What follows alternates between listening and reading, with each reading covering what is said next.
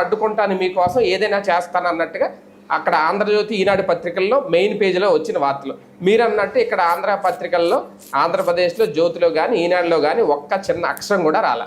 మీరు అదే కాదు అసలు వార్తలు అయిపోయేశారు అక్కడ కూడా.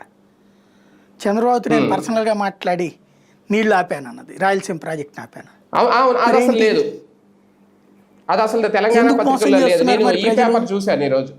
ప్రజల్ని ఎందుకు మోసం చేస్తున్నారు వీళ్ళు? అంటే పత్రికలు అమ్ముడుపోయినయ్యా లేకపోతే జనాలని వెదవాలనుకుంటున్నారా వీళ్ళు?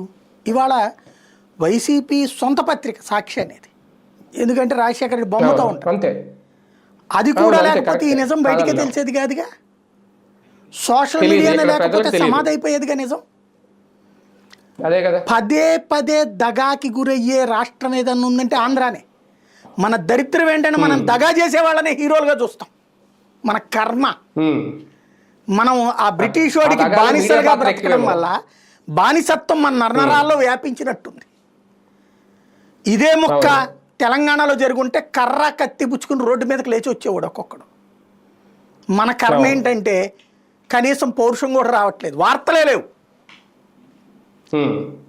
ఈనాడు జ్యోతి ఇట్లాంటి వాళ్ళు తెలంగాణ ఉద్యమం సందర్భంలో కొంచెం తేడాలు రాస్తే కార్యాలయాల మీద దాడి చేసి వాళ్ళని దాడికి తెచ్చారు. అక్కడ ఇవాళ కూడా ఉత్సవం పోసుకుంటారు.